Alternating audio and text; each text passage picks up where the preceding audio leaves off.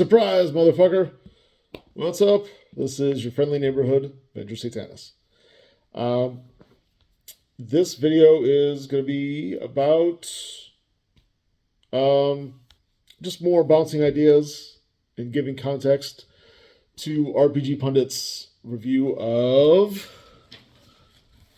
Chult Chartreuse Shadows, Book 3 of the Chult Trilogy.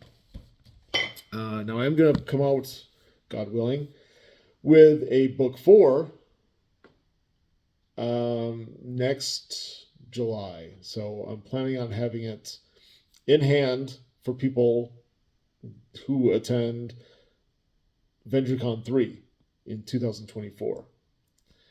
And I'll kickstart that in the fall. But right now I got a Kickstarter for the Chult webcomic. And, if there's enough money, hopefully 2 other webcomics as well. One for Alpha Blue and one for the Purple Islands. I think we can get it done. We just need to get $1,500 and that'll be enough to subsidize the money that I paid to the artists to make it happen. Okay. One thing that Pundit mentioned was LOL so random. I have kind of a different view of that. I was just watching this show. It's kind of a kid's show. It's called Victorious. I think it was on Nickelodeon. The first 2 seasons are on Netflix. And then season 3, all 3 seasons are on Paramount Plus. And even though it's a show that I watch with the kids, and it's primarily for kids because it's about like teenagers and they go to this high school for the performing arts. I don't know. It's kind of fun and funny and sort of cool. I don't know. The kids like it, but I get a big kick out of it too. And there was this April Fool's episode where just like every single scene, there was just like weird shit that happened, just like out of nowhere. Like everywhere you turn, like something weird is going on. Like suddenly everybody, it's as if they're in the Wizard of Oz. Or like characters from other shows come in and like break the fourth wall and like do stuff and then leave. And then all of a sudden it's like raining chickens or something like that. It's just like, you're just completely inundated with bizarre, weird stuff that doesn't make any sense. To me, that's kind of what like LOL so random is about.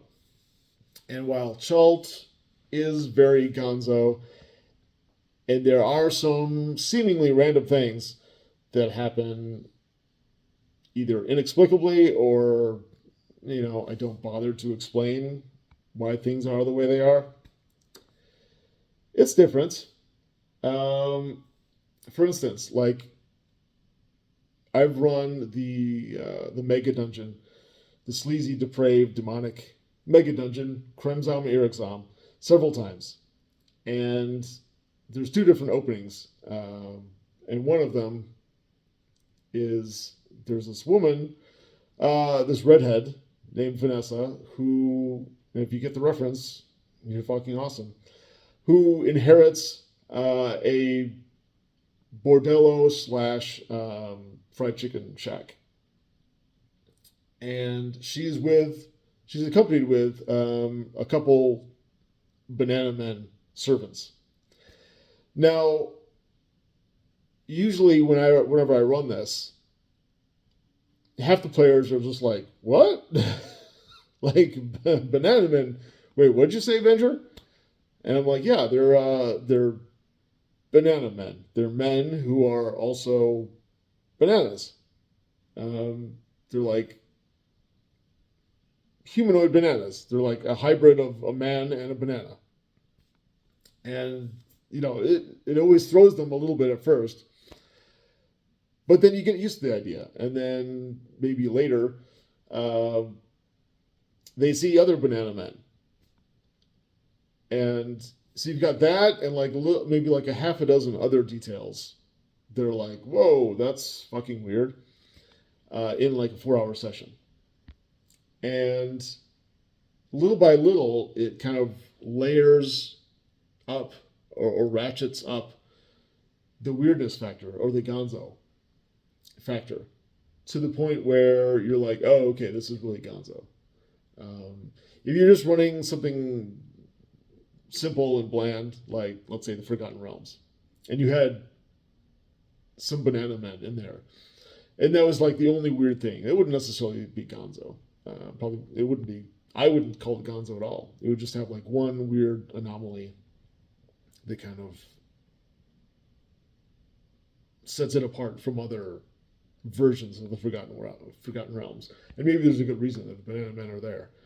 But with Chult, there are very weird things going on all the time. But you're not like completely inundated with them like 24/7.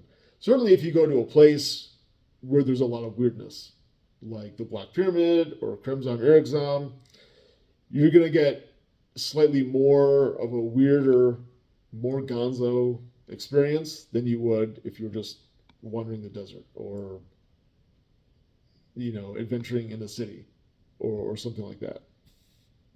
But, yeah, it doesn't, for me, it doesn't go as far as, LOL, so random.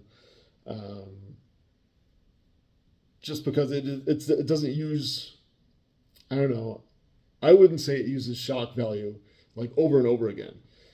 Maybe it shocks you initially because you're like, I wasn't expecting banana men, or I wasn't expecting these like sort of magical weird crystals that can also fuel technology that maybe the Federation is after. But then you get used to it, and it just becomes like a cool part of the setting that sets it apart from other settings, other campaign worlds. I don't know. That's one of the things I like to do with my gonzo. But the other thing I want to talk about this video before it gets too long is there was this part when Pundit was going through the immersion rules, which I included in the appendix here. Hang on, let me just get out of there. Okay. 10 Commandments of Immersion. And one of them, I have full circle. Something that happened at the start of the session should be mirrored at the end. Concerns, questions, music, colors, shapes, tattoos, conflicts, coins, relationships, discoveries, epiphanies, horrors, etc. This also forces the GM to inject various non-essential details into the adventure from the very beginning while keeping an eye on the session's poetry. Cyclical. And so this is something I've discovered in my varied game mastering travels. Something about immersion. Immersion, I feel, and this is going to be kind of outside the box, kind of heretical. Probably going to get a lot of feedback, let's say, from this statement. Immersion requires story. Let's say the Seinfeld show. It's primarily a show about nothing. But in order to work as a show about nothing, it needs to follow certain narrative tropes in order to make it watchable, palatable. To give the viewer an experience that it's nothing, but it's also something. That nothing is buttressed with a foundation that allows the nothingness to exist without the audience rejecting it outright. And because there's a lot of gamers that have experienced the sort of idea of old school immersion where it's just like people wandering around, maybe doing like murder hobo stuff, and it's just there's no story, there's no adventure. It's just completely whatever happens that you wake up and you walk around and you meet people and maybe you find out information and then you go murder some other people and you take their stuff and then you rest and then you get up and you do the same thing over again. That leaves people feeling very flat and empty. And the reason is that they're not immersed because, as I said originally, immersion requires story. It requires a certain amount of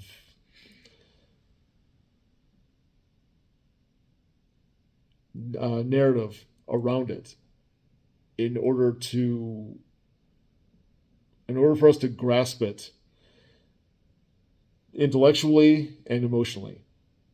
Like if you just went up to a stranger and said, I just got notified that I have strep throat. And then they're like, oh, okay. And then they take a few steps back because they also don't want to get strep throat. But then the interaction pretty much ends because they don't know, like, why is this happening? What led to this? It begs all these questions. Because when we think of things and when we go through life, when we just live, we need to couch our experience in some sort of narrative, in some sort of story. Like, what's the beginning? Like, what, did you think that you had strep throat and so you went to the hospital and took a test for it? And if you did that, now you have the results. Now, what's going to happen? Or how are you going to proceed now that you have this information? Or what does this have to do with me? So in a way, all of our reality, or all the way that we perceive the world, is rooted in story. Not necessarily a formulaic beginning, middle, and end. But there are certain... I keep going back to like story or narrative, but I don't have my thesaurus on me. Sorry. But there's certain things that I think I have to go. I don't know. Hopefully I've already made myself clear. If not, I can always do a follow-up in the comments. In fact, whenever I do a video, the ideas that I have get fleshed out when I write them down, which is another reason why I'm a better writer than I am videographer or speaker or talker. My writing is more effective and allows me to express myself better. So anyway, food for thought. Feel free to let me know what you think. Comments, like, subscribe, all that good stuff, and catch you later.